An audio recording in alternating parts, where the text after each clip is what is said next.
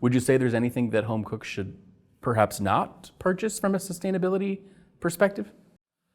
Well, it all changed so quickly.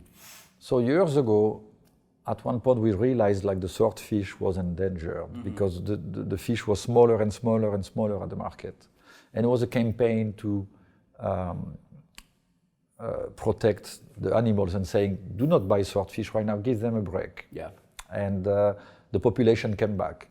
I think one of the most successful story in America is about the striped bass on the East Coast, right here.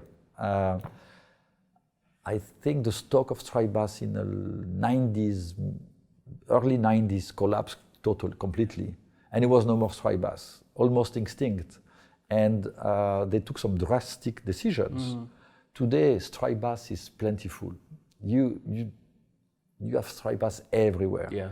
So it's all changing quickly, and you have to, again, be aware of what's happening. We have to be educated, and so as chefs, of course, we try to educate ourselves as much as we can. And as a consumer, I really encourage everyone who purchases seafood to know where it's coming from, to know if it's a species that is about to disappear or it's something that is not endangered. Yeah.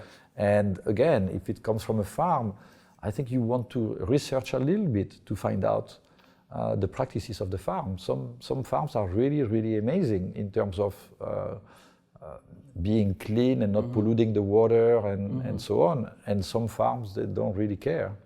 So if you can research a little bit, it's a good idea. Now I know it's hard to go to the market and to know where the fish comes from exactly, but if you have a good fishmonger, you can have a dialogue with him and say, hey, do you know where it's coming from? And he may say it's coming from Maine, and you may find out a bit more about who catch it in Maine. Is it a day boat? Is it a longliner? Is it a factory boat? You know, it's definitely a lot of questions you can ask.